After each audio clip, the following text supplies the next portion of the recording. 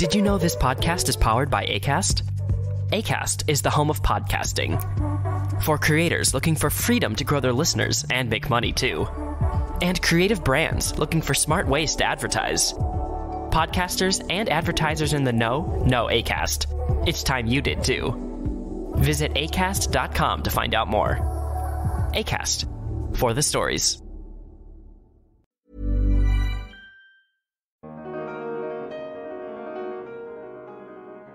Incentivizing companies building that resilience, thinking about public companies and how some of the secrecy around ransom payments would make boards take more responsibility, look at this issue, akin to the way we looked at, accounting controls a decade ago and internal controls a decade ago. So thinking through that process to say, where are the levers we can press to build resilience? And then the reason we've built such a really integrated, holistic ransomware strategy, the reason the president has really asked us to think through and bring all elements of the U.S. government together on our ransom strategy is to recognize that no one element is going to achieve the objective, but bringing those together holistically in a coordinated way will. And that includes disrupting via law enforcement and other methods, ransom actors, ransom networks, working closely with the private sector. It certainly includes, as I mentioned, building capacity in cryptocurrency to be able to pursue those illicit funds payments. I'm Dmitri Alperovitch, and this is the Lawfare Podcast, July 12, 2021. I sat down with Anne Neuberger, Deputy National Security Advisor for Cyber and Emerging Technology, to discuss Biden's administration cybersecurity strategy. The conversation was originally recorded at a Silverado Policy Accelerator event on June 28. We discussed the latest executive order that the president signed on cybersecurity, the administration's strategy to combat ransomware, and the division of responsibilities between Neuberger's Office on National Security Council and the newly created National Cyber Director Office to be led by Chris Inglis. We also got into the strategy for securing our semiconductor supply chain. It's the Lawfare Podcast, July 12th, Anne Neuberger on cybersecurity strategy. So let me start with this. It has been an exceptionally quiet time in the cyberspace since you started your job back in January. But in all seriousness, how's your team doing? It seems like the crises are coming at you from every direction. Thank you so much, Dmitri, for having me. When you use the word quiet, I was reminded at the National Security Agency, there are 24/7 security operations centers. And the word that one is never allowed to use when just walking in and saying, how are things going? Nobody ever says quiet because it feels like a call to fate.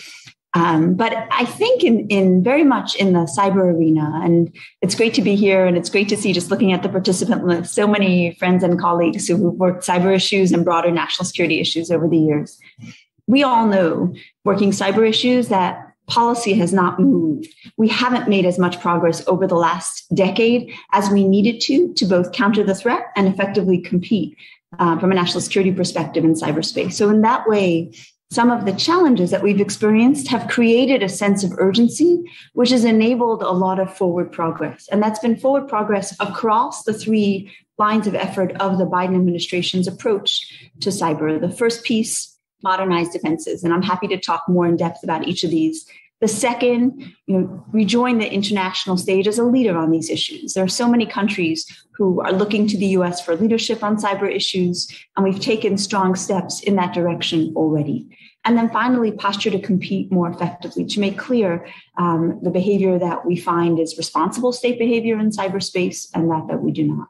So across those arcs of those three major lines of effort, I think the administration has made real progress in the first few months. And certainly we've learned from each of the incidents that have occurred. They've helped us sharpen the approach, think about where we need to do better, really appreciate where the private sector and international partners can be and increasingly are a part of our approach.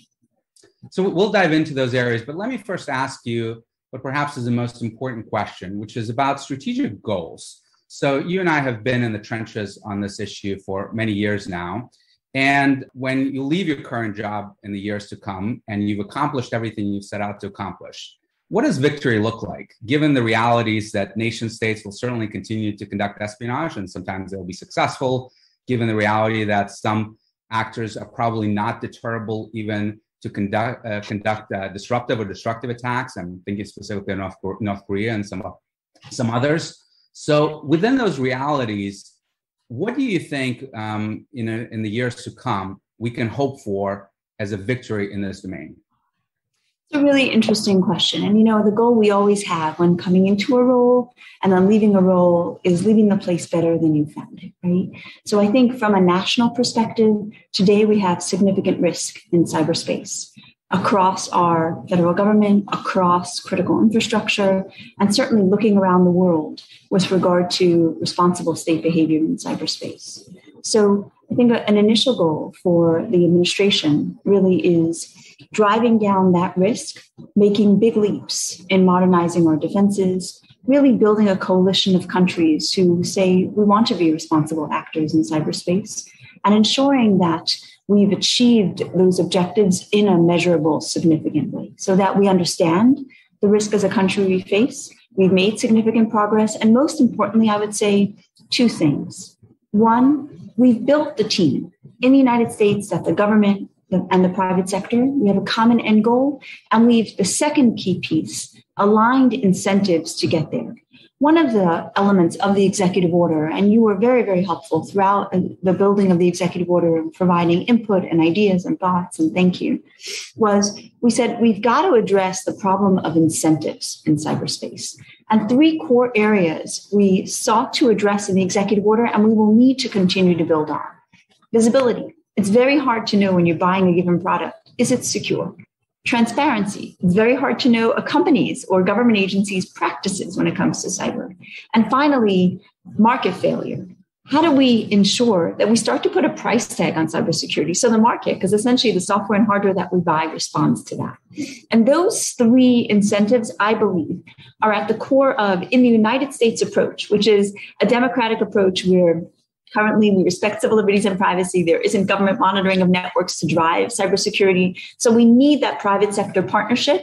And to get there, we need to align incentives and disincentives. And I think those are some of the most interesting, innovative approaches the administration and the president has really pressed for in these first few months, because without them, we're never going to really approach and drive down risk that we need to in this space. So let me ask you about the executive order. It's an enormous executive order, 34 pages, I believe, the largest by far, I think, in history on cyber issues. Very, very detailed. And you have what can only be described as incredibly ambitious timelines. There were 30-day deadlines for agencies, 60-day deadlines. We're now coming up on the 60-day deadlines in just a few weeks. So can you report to us on some of the progress that we have made since the signing of the executive order in May?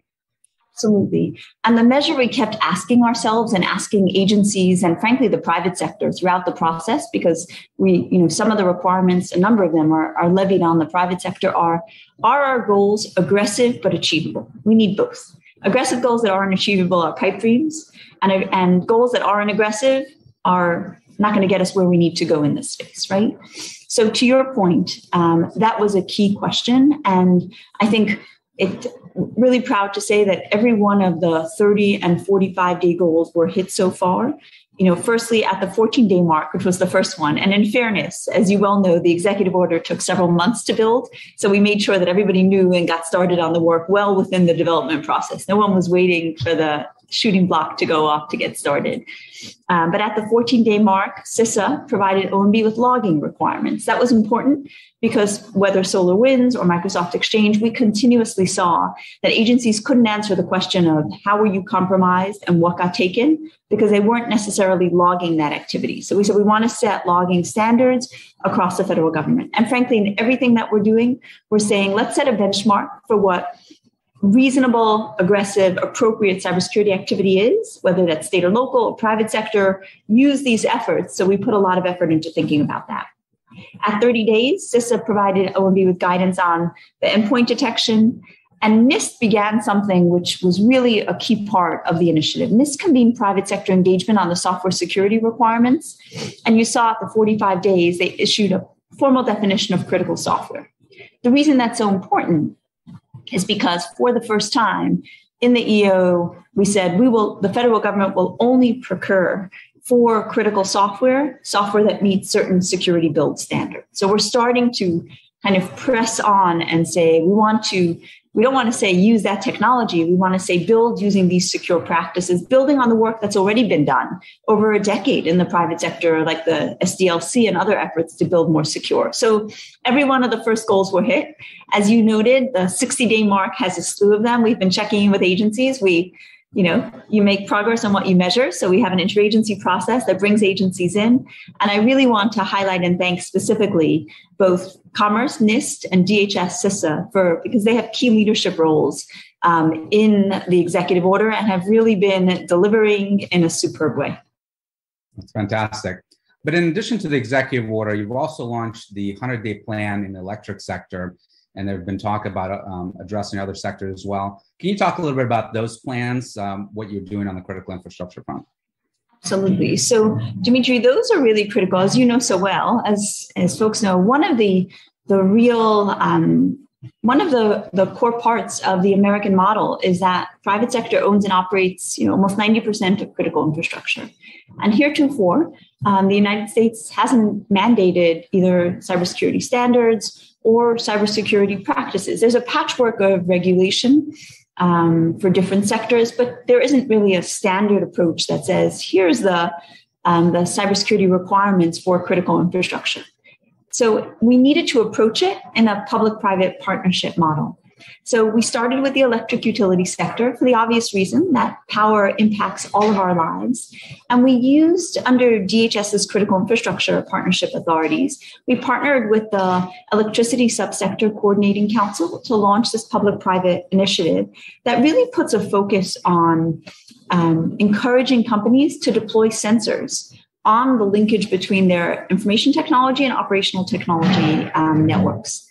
Clearly, while this program was designed and the effort was thought through before Colonial, the Colonial ransomware hack emphasized the importance of that linkage between the IT side that's often connected to the internet and the operational side, which drives the operational functionality of a pipeline, of a utility, of a meat processing plant. And hence the need for really cybersecurity sensors monitoring that and trying to detect and block malicious cyber activity. So the effort has been, really successful with regard to the actual numbers.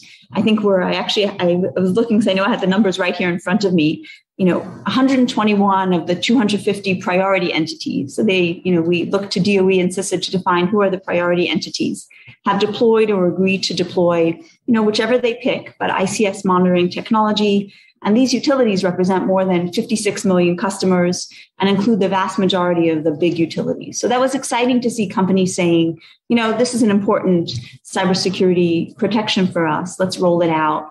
And of course, it's also just deepened the partnership between Department of Energy, DHS, and the sector.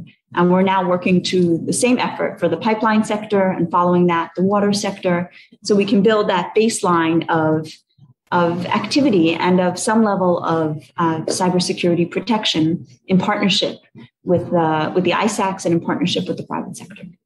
But Anne, let me ask you this, because no doubt that monitoring of ICS networks is incredibly important. But as we've seen in some of those recent hacks, even when those networks are not being attacked, but the business systems are, it can have direct repercussions on the physical system. If you don't know who your customers are because your business systems are taken down, maybe you can't ship that oil in your pipeline, right? You can't bill customers, you can't operate. So how are you thinking about that impact of business IT systems taking down infrastructure even without physical effects? It's a really good question. In the executive order, we put a lot of focus on developing a small number of highly impactful cybersecurity approaches, the 5 we keep calling them, right? Roll out endpoint technology, encrypt the data on your network, log, have a skilled workforce, based on the size, a security operations center, and of course, the most important, multi-factor authentication. And the reason we said those 5 is because, as you know, in IT networks, we're continuously seeing compromise of the kind of things, folks have known for a decade are the practices that organizations should have in place. So we said maybe the problem is it's not really crystal clear that these 5 technologies when deployed, significantly reduce the risk. So one of the reasons we said we in the federal government are going to show how important this is by actually doing it. That's the most important message. When we put our money on it, and I think you saw in the ARP plan, there was money to put against it. By putting an aggressive timeline, there's 6 months timelines for those across large federal agencies. And frankly, by calling for it, as you saw in the open letter that the administration asked me to issue to the private sector, post the spate of ransomware attacks, when folks kept saying, what is the government going to do? And we said, we have a government strategy. We'll tell you about it. But the government cannot do this without the private sector. And I think that approach of making really clear what we expect, what we recommend, and starting to practice what we preach in that way, we hope, in the US model where we can't compel the private sector, we can encourage, we can incentivize, we can show by example, we'll get the private sector to focus on the IT networks. Got it. So you, as you said, you started with the electric sector as the most important. Do you envision covering all of the 16 infrastructures eventually with the same type of 100-day plan, or will you take a different approach?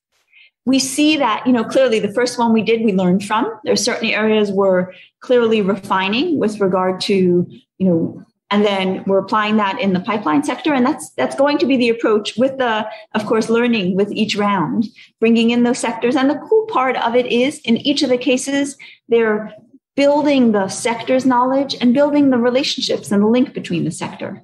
One of the real lessons learned we've had in the hot washes after a number of these ransomware attacks, because internally, as you know, first on the NSC, we did a review of the SolarWinds study, of the SolarWinds case to see what we could learn from it. Then we did a hot wash from Colonial to see what we could learn from it. And we learned the linkage between cyber and physical. Clearly, whether it was a pipeline, whether it was a meat processing plant, a deeper understanding of the sector. Where are the choke points in the sector? Where are the backups in the sector? How much, we've all moved in a fascinating way. We've moved in manufacturing to just-in-time manufacturing. So there's far less capacity in these systems.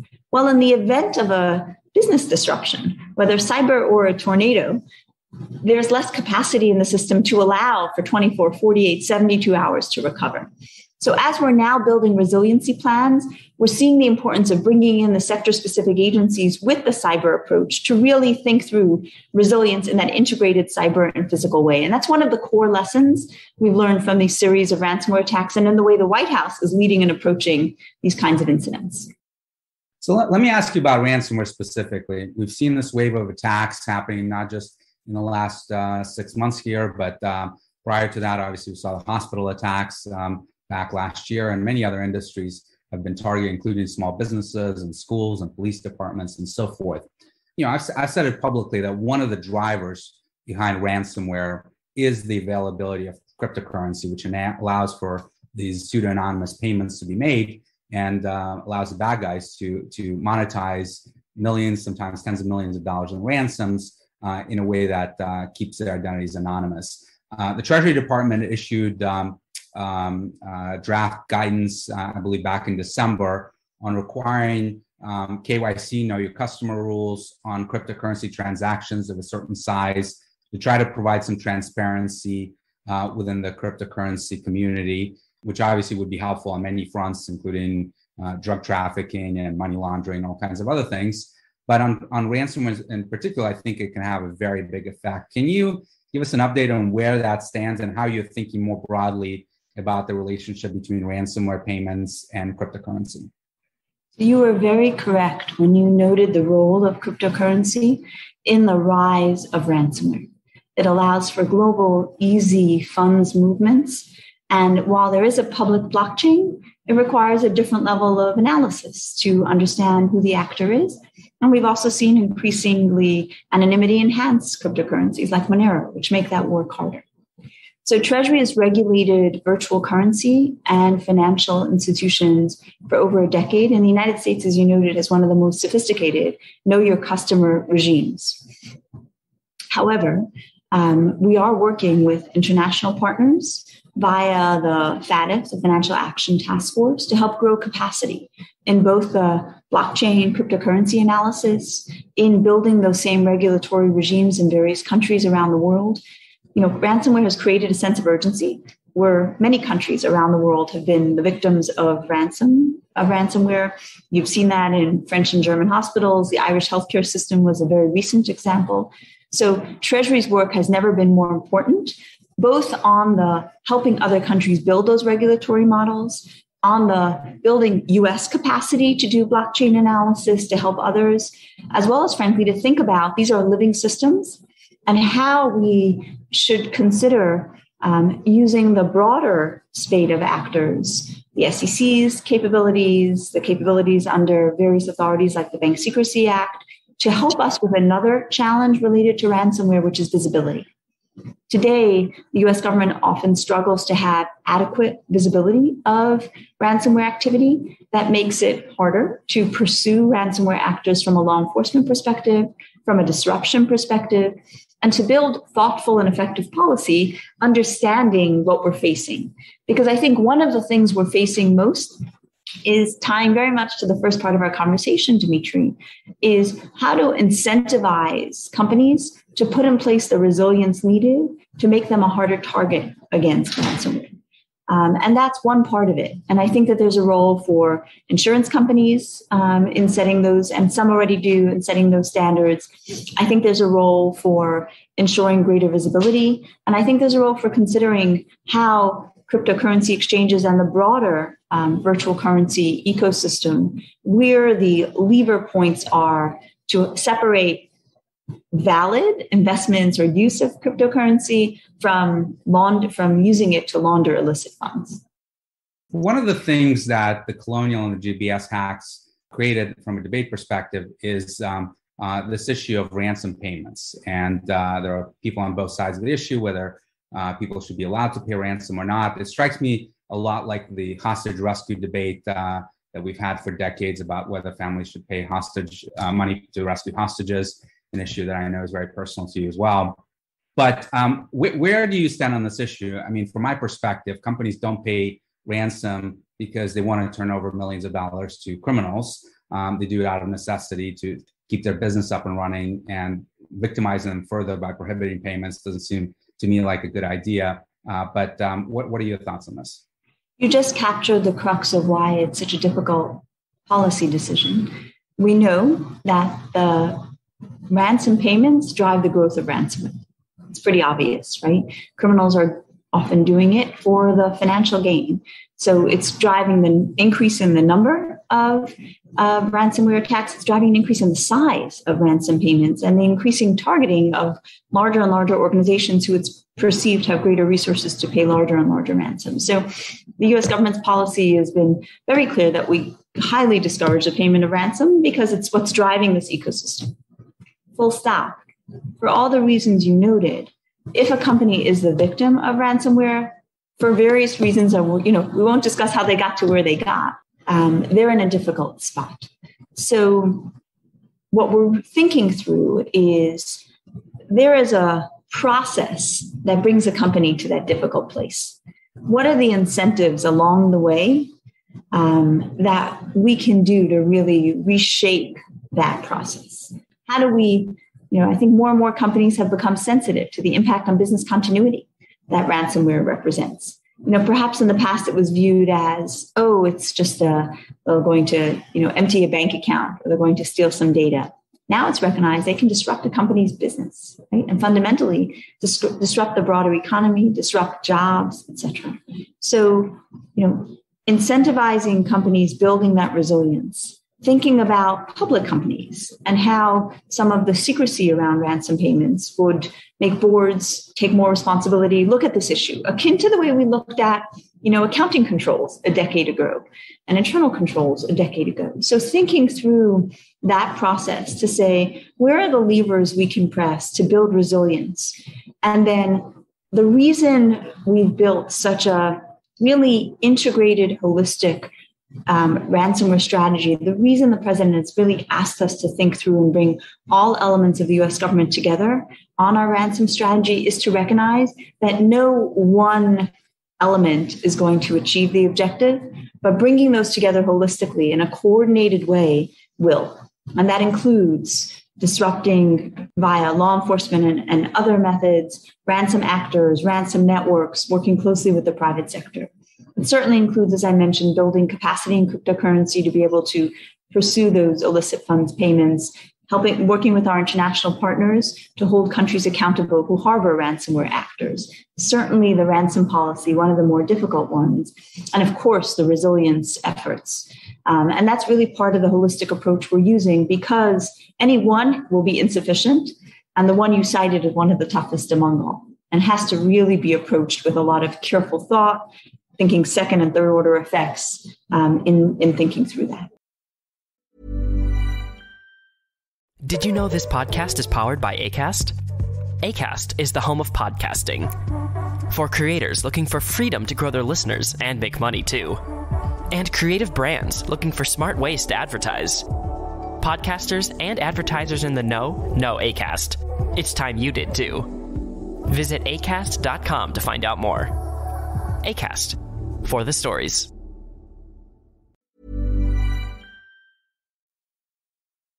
So prior to coming to the White House, you spent over a decade at the NSA. You helped set up Cyber Command.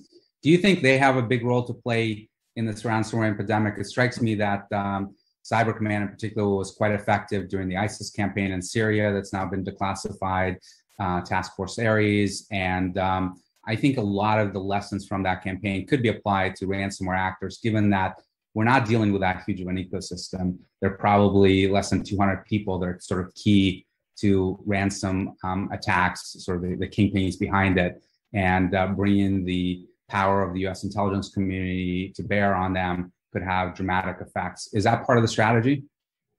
Certainly, we're looking at every element of the U.S. government. I think you saw the efforts that were made public against TrickBot, which were a combined FBI, Cyber Command was a private sector role as well. Certainly that served as a model to say where we identify actors and infrastructure that are used to conduct ransomware attacks, we want to ensure that we make it a lot harder for those actors to operate. So I think the model you saw there, the model you saw with the FBI, with a number of law enforcement agencies around the world a number of months ago, are certainly a tool in the toolbox we need to use to combat ransomware. Let me bring you back to the nation state issue. So we saw the SolarWinds campaign, and the administration took hard action against Russia with sanctions that were put in place, I believe, in March on SVR and other actors that were responsible. But at the same time, we saw this Microsoft Exchange campaign that was actually much more disruptive and destructive, and in my view, quite careless, where the Chinese actors were able to infiltrate those servers, leave them wide open for further exploitation by other actors, including ransomware actors that we've seen target those Exchange servers. We have not yet seen action from the administration on that front. Do you think it's coming? Anything you can give us on that issue? So first, I want to note, to your point, the Microsoft Exchange vulnerability was a very significant area of concern. And it really led us to innovate in the way the White House led the response for it. As you know, the way the White House manages significant incidents is via something called the Unified Coordination Group. For the first time, we invited private sector partners to participate. We went to our attorneys and said, we'd like to include them. They have key insights, both in the threat and in understanding how it's remediated. And they said, well, the authority allows for it. So we included in that. We learned a great deal, both in terms of building a common picture of the number of vulnerable servers, where they were, and most importantly, of the success of our joint efforts in reducing that. And in fact, based on the extensive outreach the administration did, we learned that companies and small government agencies were struggling to patch, because in order to do the most recent patch, you had to have patched every prior patch, and there were many, which speaks to the issues of software and hardware vulnerabilities, and really one of the root causes of cybersecurity issues, and the need to modernize that approach. And as a result, in speaking with Microsoft, we said, you've got to make this easier, right? And Microsoft jumped on it and released a one-click tool. And we literally saw the number of vulnerable servers jump from 140,000 to less than 10 in a week. So it speaks to both the enabling users to do what they need to do, and the role of public-private partnership in focused efforts. So I just want to highlight that both as in a humble way, acknowledging what we learned and saying this will be the way we do this in the future. I think you saw the National Security Advisor, Jake Sullivan, say that we will attribute that activity. And along with that, of course, determine what needs to do as a follow-up from that. And I think, you'll be seeing further on that in the coming weeks. Great. One of the things that happened in the last few weeks is, of course, our dear old friend, Chris Inglis, has been confirmed now as the new National Cyber Director. You worked with Chris for many, many years at the NSA, of course. Can you talk us a little bit about how you see his organization, the NCD, that's going to be newly stood up in the White House, working with your office of the National Security Council? Where do you see interfaces and ability to cooperate? Absolutely. So I was thrilled to see Chris confirmed. We talk all the time. Brought him in just last week to, bring him up to speed on some of the work that's underway. So really thrilled to work closely with Chris. As we've been talking about, there is so much work to be done. So Chris, will be focusing initially on 3 hard particular problem sets. I think as he's talked about, one, really bringing, coherence and focus to federal government networks, to the way we treat them as one set of networks to be defended, addressing the governance, the technology investment in an integrated, holistic way. That's one key priority for him. A second love of his, as he's talked about, is really, building and growing and in a more robust way, public-private partnership to address national resilience. And then finally, everybody knows, Chris knows, he always talks about talent. And talent is a massive issue in cybersecurity, certainly in the federal government, definitely in the private sector. We've probably all seen those statistics around 200,000, 300,000 empty cybersecurity jobs. It's something that I'm also passionate about, because when you look at careers of the future, and when you look at people, some of whom may choose to go to college, some of whom may not choose to go to college, there's a whole spectrum of really cool cyber jobs that are waiting there. So that's going to be the third set of areas that Chris is really passionate about, he really wants to work on, is growing the talent to achieve the objectives we need from a national resilience perspective, from a federal government rapid progress perspective, going from there. And on the NSC side, what the National Security Council role as it really serves is integrating and pulling together all elements of the U.S. government. As we've seen with cyber, there's the physical aspect, as in whether, as I said, meatpacking or colonial. There's the foreign policy aspect with regard to, is this attributed? What were the objectives of the actor? How do we shape actors' thinking with regard to malicious cyber activity, as well as, so just bringing that together in both strategy and policy is traditionally the role the NSC plays to ensure that cyber doesn't become a siloed standalone thing, but it's integrated with our economic policy, many of the questions you asked today around incentives, and with our foreign policy. So that's really the way we think about the work, clearly with just tremendously close partnership every step of the way. Great. Another tremendous person who's been nominated by the president, not yet confirmed, but hopefully will be confirmed shortly, is Jen Easterly, another person you know well from your NSA days. What do you see as a key priorities for CISA? Hopefully Jen will be in that seat very shortly, but what do you think needs to happen most critically in that organization? So I think you've seen Secretary Mayorkas put an early priority on cyber for DHS. He's been out there talking about it. He's been out there talking about DHS's role in the broader ransomware strategy and the focus he's put on it initially. So I don't want to get ahead of him and Jen's thoughts and vision for CISA. Clearly, we see a great deal of leadership area for CISA. We gave him a key leadership role in the executive order, a role in .gov networks, huge amount to be done there to bring them holistically and in a framework. So lots of work to be done. I don't want to get ahead of them, but I know we'll be seeing great things out of CISA in the future. Great.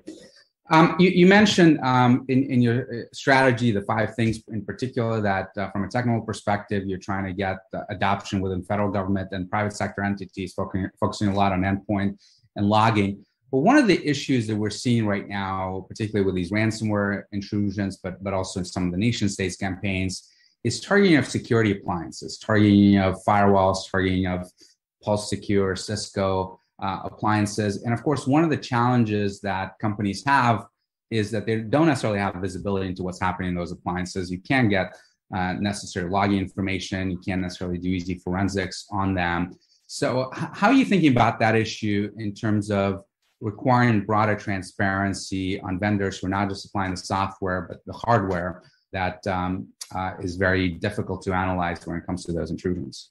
This is probably not the place for it, but I'm happy to answer and then would love to pose the question back. Because it's a really, too often security devices are the mysterious black box that you just plug in and they're going to keep your network secure. You're not quite sure what it's doing. And many of the buyers, let's be honest, may not have, and it's not fair to necessarily expect them to do technical analysis of it. In the executive order, we tried to get, that was one of the 3 principles I talked about in the beginning, where I said visibility, just as you said, visibility and transparency are key. So at least for federal government, we said any purchase, any software any products that we purchase, 3 things. 1, we define those software development standards. Here's how they have to be built. Second, we require that the companies do independent or automated third-party assessments and make the results available. And the reason we did that was to say, look, we're not interested in looking at the specific vulnerabilities, but if one product has 10 critical vulnerabilities and a competing product has 6, first you start creating an incentive for companies to address it. But second, you give an ability for a purchaser to ask questions and really press for improvements in products. Because I think what we're finally also seeing, and I certainly saw this in my last job at NSA, is when we found sensitive vulnerabilities and quietly shared them with the company, they often weren't rapidly patched. And that's a troubling factor because, again, we're balancing the visibility problem. We don't want to, and I think some of the responsible disclosure processes have brought that right balance of giving company time, but also adding the pressure in if they don't move quickly. So that's the way we approached it for the federal government by those 2 particular initiatives. And it's a hard problem. So I welcome your thinking, as always, and others thinking on other things we should be doing to address that issue. Great. Let's go to audience questions. And just a reminder, please use the Q&A function in Zoom to submit the questions to us. One of the questions just came in. What surprising lessons has the administration learned from the early implementation of the Cyber EO? Really positive lessons, which is that we spent a lot of time socializing and discussing the concepts, both within government and with the private sector, and really getting input and bringing many voices into the process.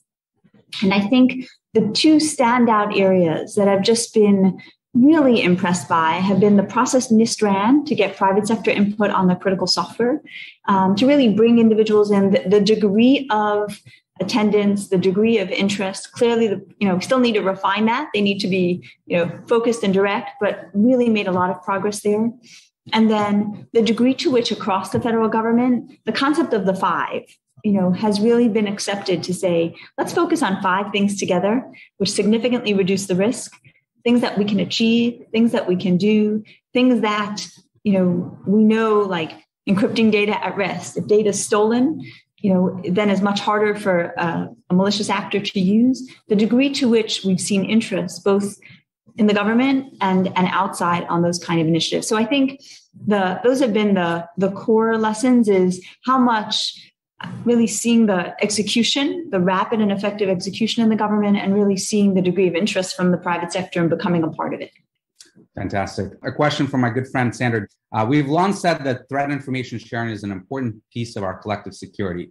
How can we improve communication and increase trust between the government and the private sector to help this happen? This is a constant question. And my perspective on this, which may be controversial, is the goal is not threat information sharing. The goal is rapid remediation of a threat or preventing an attack from happening in the first place. And based upon that should drive purpose-built information sharing. I think some of the models we have today, where we just essentially shoot out, indicators, I think perhaps were appropriate for a moment in time. But I think today we need to move to more purpose-built information sharing that says, who are the entities who can use this?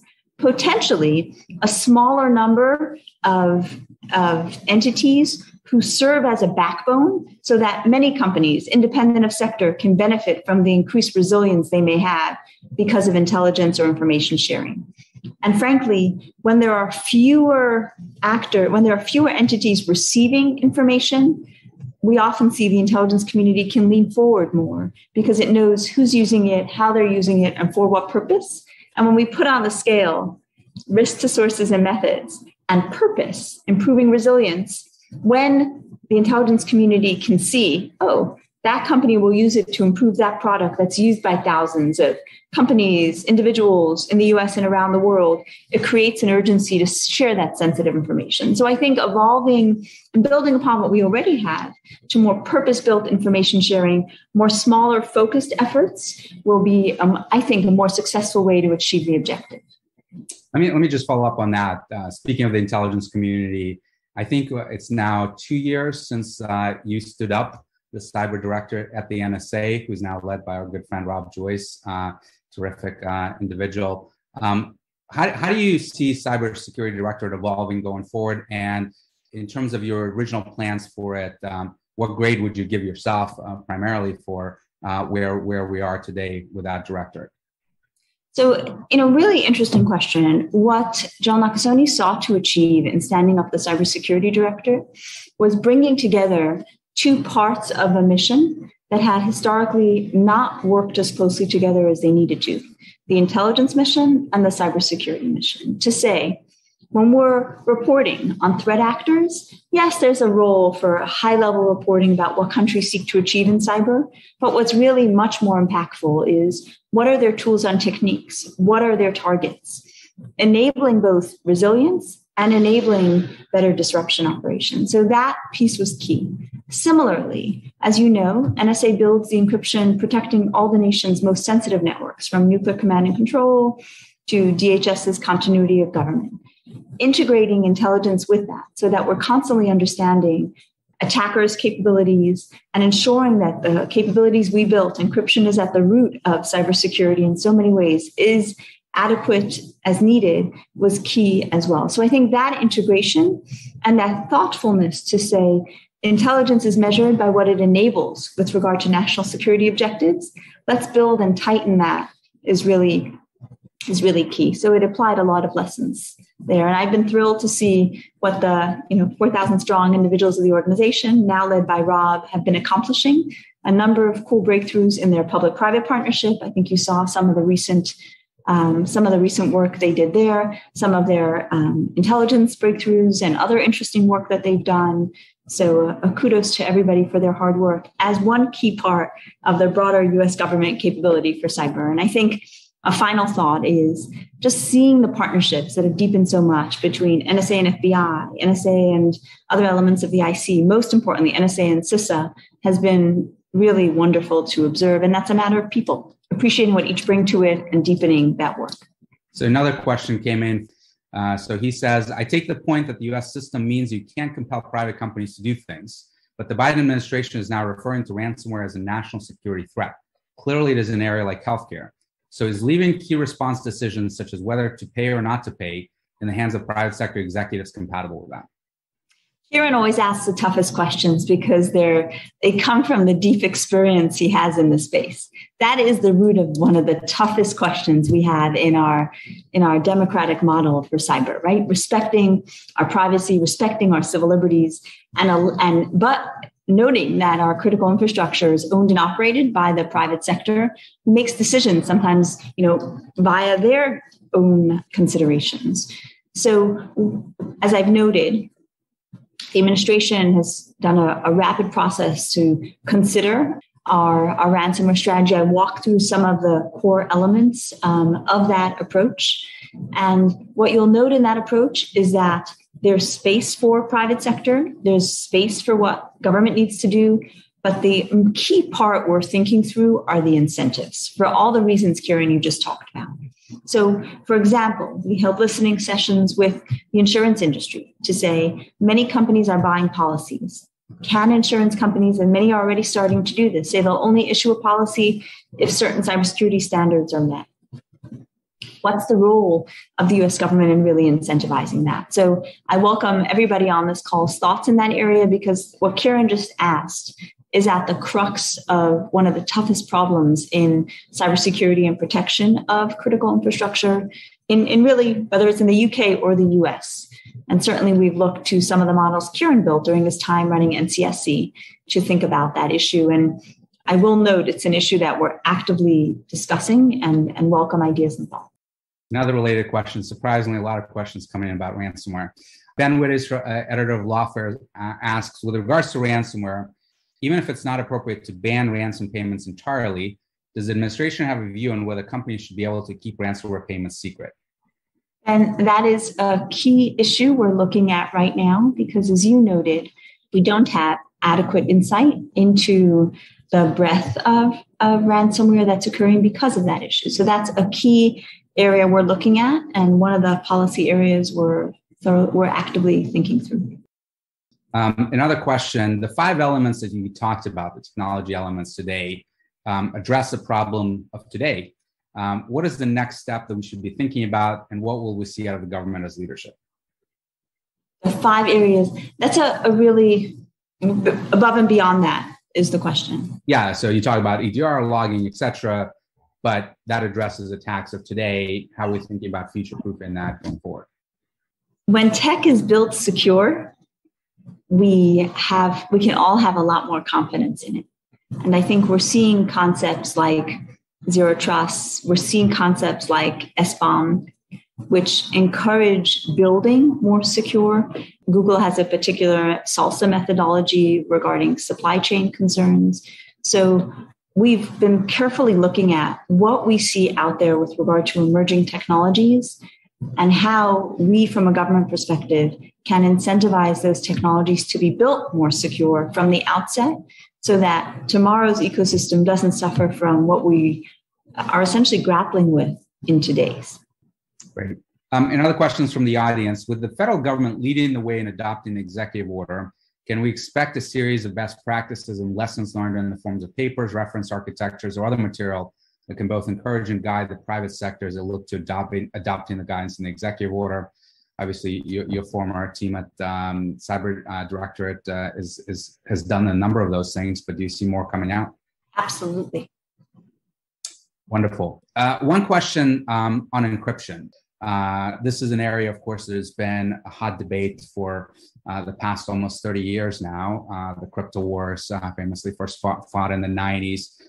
Where do you stand on this issue today in terms of government addressing this notion of going dark on encryption?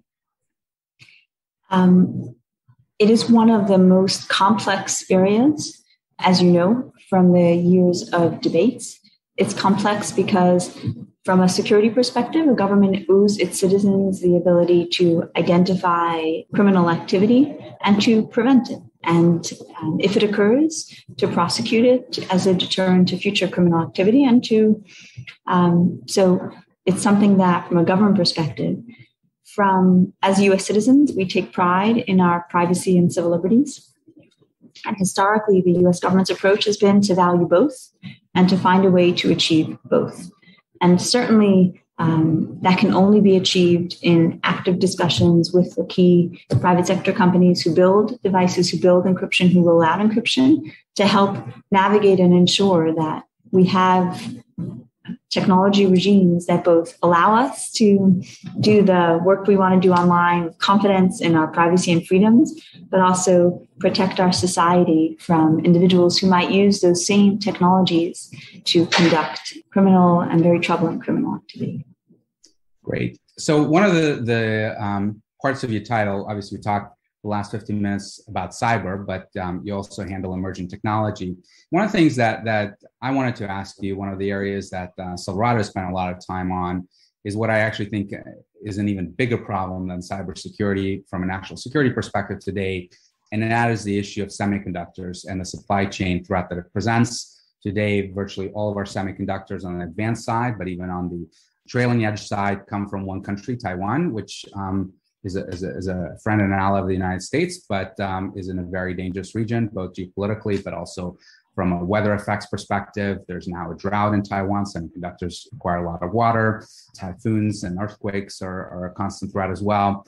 the administration has just put out a supply chain strategy looking at the broader issues, but including semiconductors.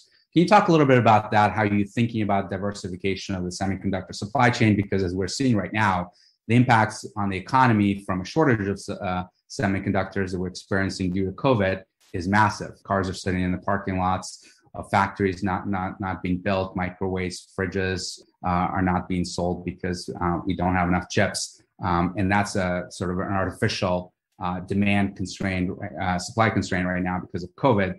But a disruption to the factories, either kinetic one or weather-related one, could be absolutely devastating to the world economy. Yes, and I think, Dmitri, you've talked very effectively about the issues. And so the administration recognizes that semiconductors are a linchpin technology underpinning the modern economy and gave a number of examples in that way.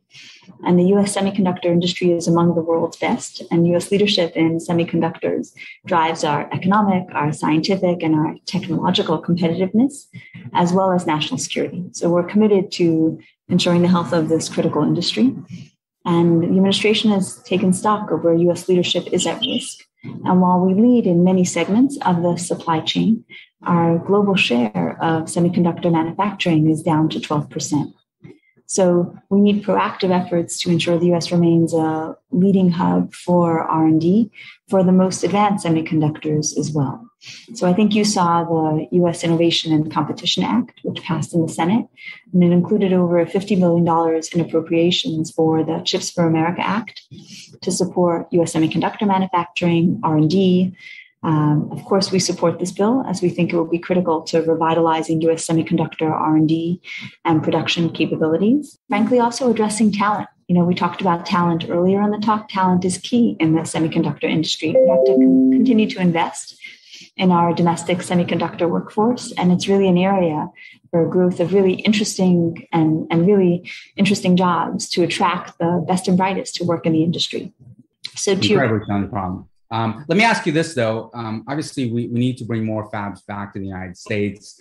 There's funding that Congress is looking at, but even $50 billion is not enough to get us from 12% to 100% or anywhere near close to that. So we're going to need to rely on allies. Obviously, South Korea has production capabilities, Germany, Ireland, Israel, many other countries. How do you see both on the semi side, but also on the cyber side, working with allies to develop better partnerships and a cohesive strategy to confront the threats that we face?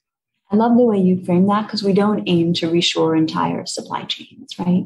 We want to work with allies and partners on complementary investments so that we can have confidence in our supply chains and work together rather than competing to get to where we need to be, because semiconductors are so critical both to our economies, but also to our national security missions as well. And that's why we're approaching these issues in partnership with key allies, thinking holistically about the supply chain, but saying we don't aim to reshore it completely. Instead, we aim to build that complementary approach and related investments you noted. Great. Well, Anne, this was an incredibly enlightening conversation, super informative as well. I cannot thank you enough for your leadership, not just in your current role, but over the years in government, working super hard on these topics. I greatly appreciate the audience's participation and the excellent questions that they've asked. Silverado will make this event available for viewing on our website and our YouTube channel. We have another great event coming up on July 13th on the competition with China and opportunities for the US and Australia to cooperate jointly. Malcolm Turnbull and John Cacto and Anne Neuberger from Congress will be representatives on that panel. And I hope to see you all then. And again, Anne, thank you so much. Good luck and Godspeed to you and your team. Thank you so much, Dmitri. Thank you for having me. And a final just note to everyone here. These are, as Dmitri noted, these are hard, challenging issues, but really issues that the president and the administration is really focused on. So you have ideas, you have suggestions. We'd love to hear from everyone's experiences and suggestions. Dmitri, as you get feedback, please pass it by, because we certainly know these issues are so hard that the more diversity of thought and perspective we bring to them, the more likely we are to be successful. So thank you all so much for the time. And Dmitri, thank you so much for the invitation. The Lawfare Podcast is produced in cooperation with the Brookings Institution. The podcast is edited by Jen Patti Howell, Our music is performed by Sophia Yang. As always, thank you for listening.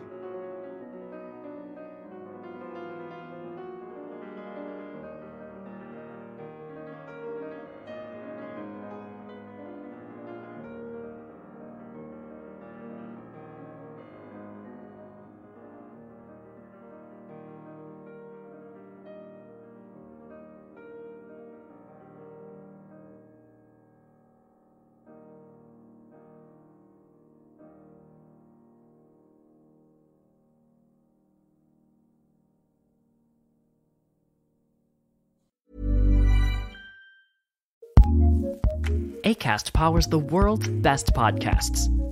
Here's an episode we recommend. Hi! I'm theme park journalist Carly Wiesel, and my job is to bring you the weirdest, wackiest theme park stories on my podcast, Very Amusing. Hear how Disney built a Star Wars-themed land from the people who built it, the wild way butterbeer was first created, and this week, get a secret look at what happens inside Disneyland's members-only Club 33, and its extremely private-themed bar. Very Amusing is jam-packed with exclusive details about Star Wars, Marvel, and Jurassic World attractions, hilarious celebrity interviews, and, well, everything you've ever wanted to know about theme parks but haven't found anywhere else. Want to go on a wild ride that won't cost you hundreds in admission tickets? Listen to Very Amusing with Carly Wiesel on the Acast app or wherever you get your podcasts. Acast recommends.